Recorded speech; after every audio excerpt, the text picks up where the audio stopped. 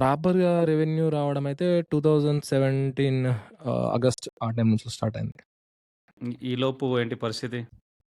ఈ ఎక్విప్‌మెంట్‌కి గానీ, నీ టైంకి గానీ లేకుంటే అప్పుడు ఉన్న ఎక్విప్‌మెంట్‌తోనే చేసుకునేవాడిని.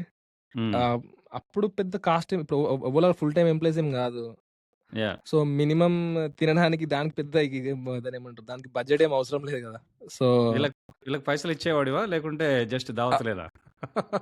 అప్పుడు జస్ట్ అంతే అందరం కలిసి ఇంట్లో ఏమన్నా తినడం తప్పించేసి దీనికి ఎవరికీ మనీ ఇవ్వడం గాని అట్లేం లేకుండా అండ్ అప్పుడు రెగ్యులర్‌గా కంటెంట్ చేసేవాళ్ళం గూడా గాదు. హ్మ్. నేను సపోజ్‌గా వాళ్ళున్నప్పుడు 1, 2 డేస్‌లో షూట్ చేసుకున్నా అంటే నేను ఒక 1 వీక్ తీసుకొని టైం తీసుకొని ఎడిట్ చేసుకోవడం అట్లా చేసుకునేవాడిని. సో, హ్మ్. మెల్లగా. సో, అప్పుడు ఇన్‌కమ్ అయితే జీరో కంప్లీట్‌గా. మనం ఎఫర్ట్ అంతా పెట్టుకుంటూ ఎళ్ళడమే. అండ్ ఫస్ట్ ఆఫ్ ఆల్ ఏందంటే నా ఖర్చులు మొత్తం తక్కువ చేసేసుకున్నా. సో, లగ్జరీస్ గాని అట్లాంటి థింగ్స్ ఏం లేదు. జస్ట్ ఆ డే అంతా నేర్చుకోవాలి. ట్రెండ్స్ ఏం నడుస్తున్నాయి. దానికి తగ్గట్టు షూట్ చేయాలి అండ్ అప్‌లోడ్ చేయాలి అంతే. విలేజ్‌లో ఉంటాం కాబట్టి పెద్ద ఖర్చులు కూడా ఏం రావు. ఉన్న కాడనే ఇల్లు. సో, దానికేం రెంట్ కట్టనవసరం లేదు. సో, అంతే. ఎట్లా జాబ్ ఈ చేస్తున్నప్పుడు కొన్ని సేవింగ్స్ ఉన్నాయి ఇట్లా. యాహ్! ఆ సేవింగ్స్‌తోని మినిమమ్ కాస్ట్‌లో ఎల్ల తీసుకుంటూ వెళ్ళిపోవడం అంతే. ఈ ఇల్లు, ఒక బైకు, ఓ బస్తా బియ్యం ఉంటే సరిపాయే. అంతే. ఫుడ్ ఎట్లా దొరుకుతది విలేజ్. ఇది రావట్లేదు, హ్మ్. అది రావట్లేదని. ఎవరో ఒకరుంటారు గదా! నేను శివతోనైతే ఎక్కువ డిస్కస్ చేసేవాడిని. మా ఫ్రెండ్ ఇప్పుడు మా టీమ్‌మేటే. శివతోనైతే రెగ్యులర్‌గా మా టీమ్‌మేట్ శివ ఉన్నాడు గదా!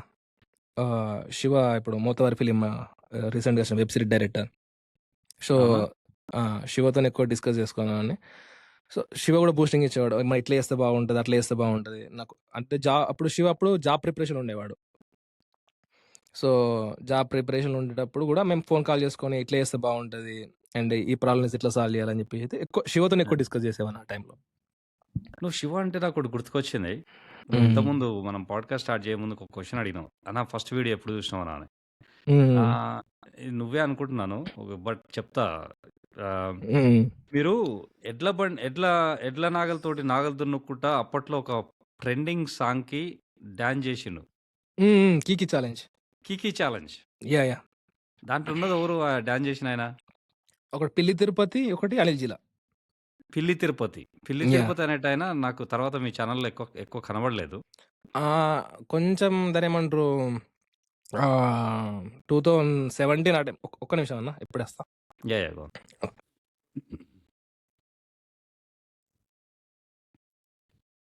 You okay? You okay? Okay. Yeah! Yeah! Good. Good. Good. So, right. 'Pilli Tirupati' గూడా మాకు విలేజ్ అంటే స్టార్టింగ్ నుంచి మన 2012 ఆ టైంలో నేను వీడియో చేస్తున్నా అని చెప్పినా గదా! సో, యాక్చువల్‌గా మా ఇంటి ముందటనే ఉండేవాడు 'పిల్లి తిరుపతి.' సో, అంటే ఆల్‌మోస్ట్ మా క్లాస్‌మేట్ అన్నట్టే. సో, అతను గూడా మనకు రెగ్యులర్‌గా ఉండేటోడు అప్ టు 2017 వరకు. దాని తర్వాత మా నుంచెల్లి కొంచెం ఎవరైతే దీనిలో 2017లో ఆ టైంలో నేర్చుకున్నారో వాళ్ళు కొద్దిగా సెపరేట్ అయ్యి వాళ్ళకు 'ధూమ్ ధామ్' ఛానెల్ పెట్టుకున్నారు. సో, దానికి షిఫ్ట్ అయిపోయాడన్నట్టు 'పిల్లి తిరుపతి.' ఆ! ఓకే. ఓకే. నేను హ్మ్. యాక్చువల్‌గా ఫస్ట్ వీడియో చూడడం అదే. Okay. Okay. 'Kiki challenge.' Yeah! 'Kiki challenge.' నువ్వు ఇంతకుముందు అడిగినావు. నాకసలు హ్మ్. టోటల్ కనెక్ట్ కాలే. Okay. Yeah! Okay. Yeah! Yes. Yes. అప్పుడు యెస్. యెస్. Instagram reels. హ్మ్. దాంతోటి మీకేమైనా సబ్‌స్క్రైబర్స్ పెరిగిర్రా? అప్పుడందరూ ఫారెన్ ఆడియన్స్ చాలా మంది చూసిర్రు. బట్ మనకు హ్మ్. తెలుగు కంటెంట్ గదా! చూసి ఇట్లా ఎళ్ళిపోయారు గానీ, మనకు సబ్స్క్రిప్షన్ అప్పుడేం పెరగలేదు దాని ద్వారా. అంటే కొంచెం పెరిగారు. 5,000, 6,000 అట్లా అంతే. ఓకే. ఓకే. ఓకే. హ్మ్. హ్మ్. సో, తర్వాత ఈ బిజినెస్ లాగా ఎలా చేంజ్ చేసినావు దాన్ని? ఒక హాబీని బిజినెస్ లాగా? అది చేస్తూ అంటే చేయాల్సొచ్చింది విషయం ఏందంటే, నాకు దీన్ని హాబీని డిఫరెంట్ తీసుకెళ్దాం అనుకుంటే ఇక్కడేమైందంటే, ఇక్కడున్నోళ్ళందరికి ఫేమ్ వచ్చేస్తుంది. కంటెంట్ తీస్తున్నాం. రెవెన్యూ అనేది బిల్డ్ అవుతుంది. మేమొక టీవీ వన్‌తోని కొన్ని రోజులు వర్క్ చేసినాం. సో, దాంతో సిస్టమాటిక్‌గా ఒక 1 ఇయర్ వర్క్ చేసేసరికి, ఆ రెవెన్యూని ప్రాపర్‌గా ఇచ్చుకుంటూ వీళ్ళకొక సాలరీ లెక్క ఇవ్వడం స్టార్ట్ అయిపోయిందన్నట్టు. సో, అప్పుడే చెప్పారు. "అరే! మీరు 20,00,000 కన్నా అబోవ్ టర్నోవర్ ఉంటే మీరు జీఎస్టీ రిజిస్ట్రేషన్ చేసుకోవాలని" చెప్పేసి. అప్పటిదాకా జీఎస్టీ రిజిస్ట్రేషన్ చేసుకోవడం కూడా నాకు తెలవదు. ఓకే. ఇప్పుడు హ్మ్. Business completely owned by you. Yeah! ఇప్పుడు కంప్లీట్.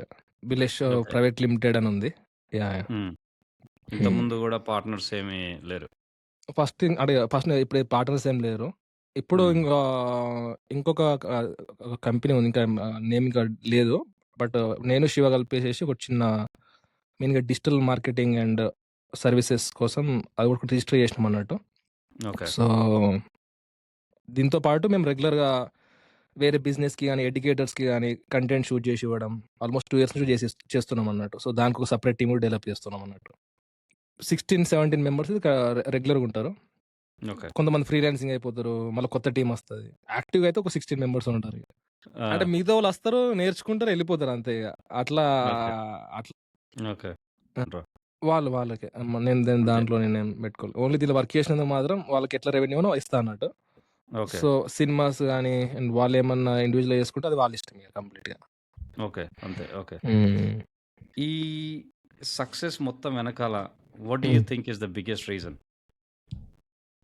హ్మ్. పట్టుకొని ఒక అనుకున్న దాన్ని బిలీవ్ చేసి పట్టుకొని నుండి సిస్టమాటిక్‌గా చేసుకుంటూ వెళ్తే ఇగ జరిగేది జరుగుతది. ఇది మాత్రం నేను బిలీవ్ చేసేది. సో, అదే దీంట్లో జరుగుతుందని అనుకుంటున్నా. అవునవును. ఆహ్, నాకైతే నాకైతే బానే వస్తారు హేటర్స్. I okay. డోంట్